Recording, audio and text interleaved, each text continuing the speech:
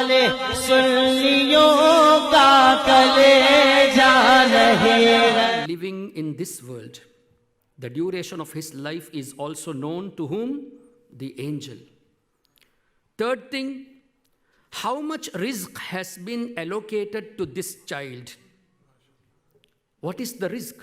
Now, if I ask you, do we know that in this year, how many dollars am I going to earn? We can't predict. It can be more, it can be less than our prediction. No one knows that how long are we going to live here. It may be 100 years, it may be 75 years, it may be 50 years. Even the death may come tomorrow. We never know that. But before we were born, those angels were given this knowledge that how long are we going to live. What is the rizq has been allocated? And again, at the time of the death, whether this person will be Sa'id or Shaqi, a fortunate person or a person who is unfortunate. So the end state of a person is also known to the angels before the creation of human being in this world, before his birth. Have you ever heard that anyone who propagates against the belief of Ahlus Sunnati wal Jama'ah, saying in such a manner that no, this is not possible? How come the angel is aware whether the child going to be born is a male or a female when Allah says, وَيَعْلَمُ مَا فِي الْأَرْحَامِ, only Allah is aware? We never heard this. No one objected in this manner as well, that how do you say, how did our Nabi sallallahu alaihi wasallam say that the angel is aware how long the child is going to live? Allah says in the Holy Quran that He is the one who created, only He is aware. How much the rizq has been allocated? No one objects when the matter of the angel arises. But at the same time, if a Sunni scholar says in light of the Quran and the Hadith that Allah has given this knowledge to our master, your master, the master for the entire creation, the most beloved of Allah, Sayyiduna Muhammadur Rasulullah sallallahu alaihi wasallam, that Allah has given him such knowledge that he is aware what is the state of a person at present and what will be at the time of his or her death, immediately we find objections. No, this is shirk. This is bid'ah to believe. How come Nabi be aware when Allah says that only Allah is aware? But the same matter, when we talk about the angels, no one raises any objection. What do we understand from this? There is an animosity towards the excellence of Nabi Kareem sallallahu alaihi wasallam. Why is that? Why is it a problem for these people when the Lord gives such excellences to His beloved? Who are we to object? What are the rights we got to object when Allah, the Lord Himself, gives such excellence to His most beloved sallallahu alaihi wasallam? And further, we also believe that Allah has given such knowledge to His Habib sallallahu alaihi wasallam, that our gathering today here in Toronto, we believe that our Nabi is aware.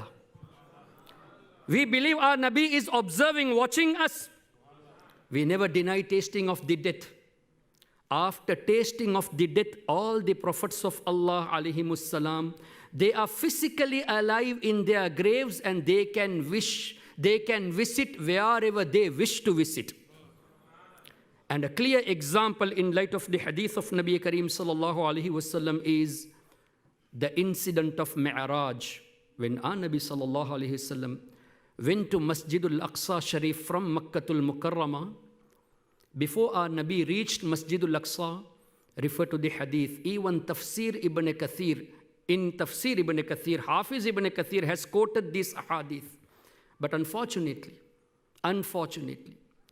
the original text of Ibn Kathir contains this hadith, that the prophets were present in Masjidul Aqsa. They offered prayer behind our Nabi sallallahu alaihi wasallam after tasting the death.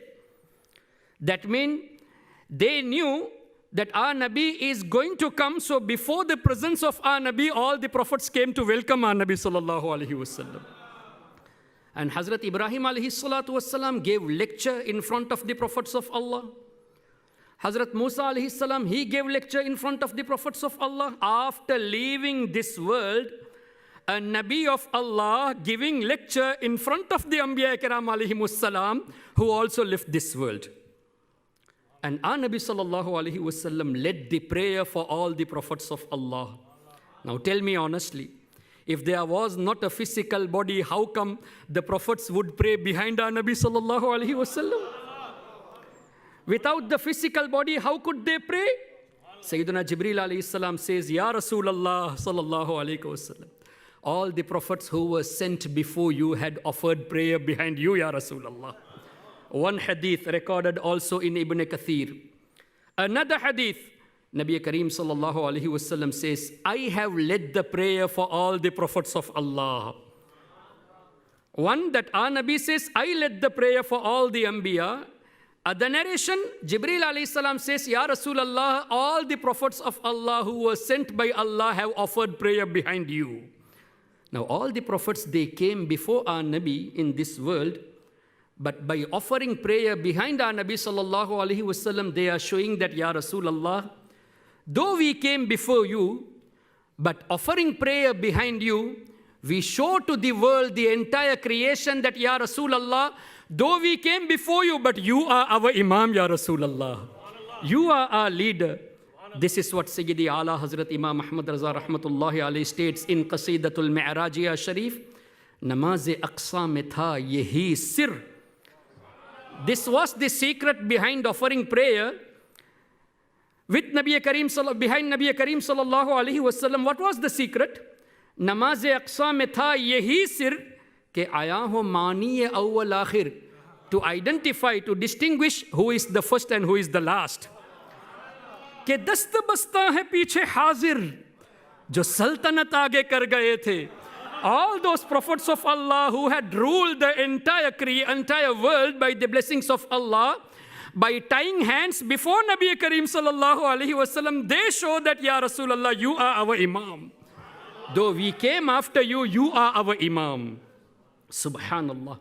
So these ahadith are recorded in Tafsir Ibn Kathir, but very unfortunately, I would have presented a PPT presentation for this, but unfortunately, due to some reason, I could not proceed with that. The present English version of Tafsir Ibn Kathir, which has been translated by those ulama who follow the path of Wahhabism. I don't say they are Wahhabis. They themselves claim that we are following Ibn Abdul Wahhab Najdi. So when they identify themselves as Wahhabis, we don't mind calling them Wahhabis. Because they label themselves that we are the followers of Ibn Abdul Wahhab Najdi. So from the English version, they have omitted these hadith, which proves the physical lives of the prophets of Allah after leaving this world, and Hadir and Nadir being able to present wherever they wish to be present. They have omitted these ahadith from the English version. Therefore, be careful, be vigilant whenever you refer to a book or whenever you refer to a scholar. Always look at the background of this scholar, whether he is from the background of Ahlus Sunnati wal Jama'ah or not. Because this is the matter of Iman. Now what I was trying to say is, our Nabi sallallahu alaihi wasallam is observing us even now. This is my aqidah, our aqidah. Do you believe in it? Yes. Alhamdulillah. What is the evidence? Belief? Yes. We should know the evidences as well. Refer to another hadith. Nabi Kareem sallallahu alaihi wasallam says that the kiram and katibin, those angels who write the deeds, when a person intend for a good deed, for example, let us intend that we will offer Salatul Asr by Jama'at behind the Sunni Imam. For this intention, already the angel who writes the good deeds, for the intention he will write a good deed.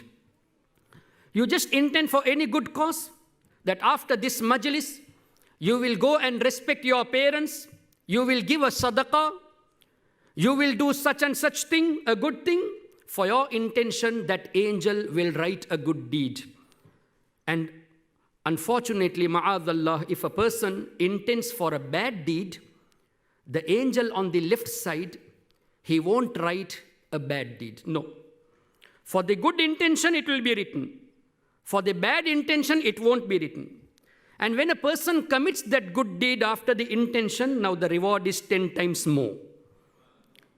For intending for a wrong work, a bad thing, it is not written. After committed, one sin is written. Now this is the rahmat of our Nabi sallallahu alaihi wasallam.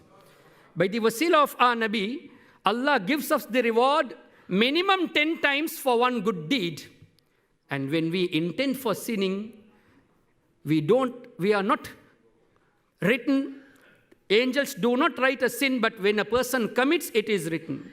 Now I ask you all honestly, for the angel to write a good deed for your intention and not to write for the bad intention, tell me honestly whether the angel is aware of our intention or not.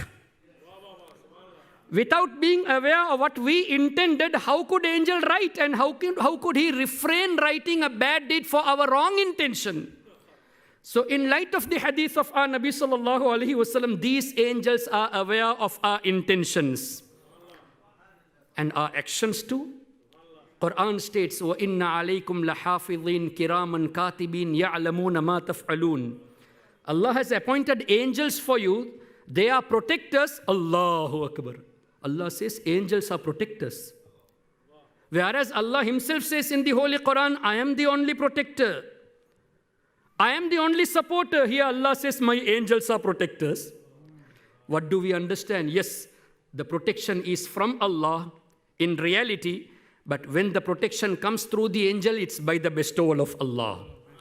So when we say Hazrat Jibreel alayhi salam protected me, this is not shirk.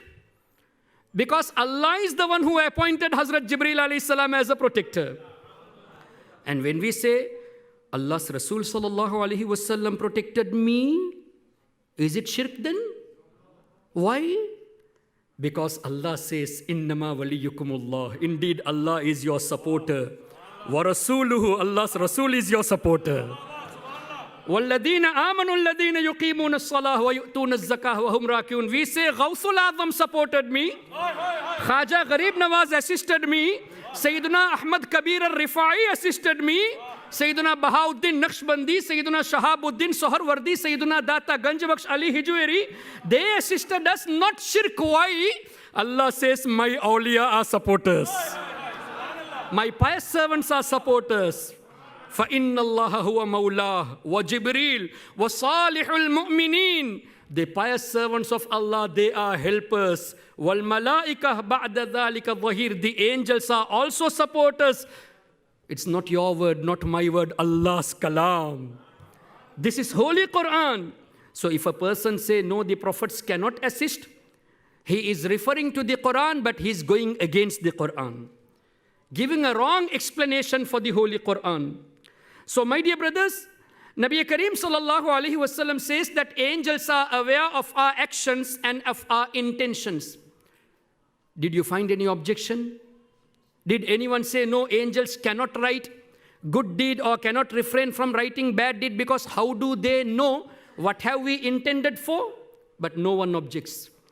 And at the same time, when we say that Allah's Rasul sallallahu alaihi wasallam is aware of our actions, we find objections.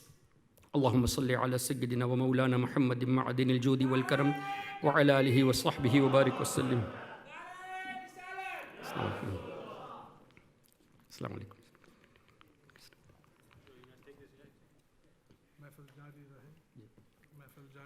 اللهم صل على سيدنا ومولانا محمد معدن الجود والكرم وعلى آله وصحبه وبارك وسلم. So when we say that Nabi Kareem sallallahu alaihi wasallam is well aware of our actions, we find objections.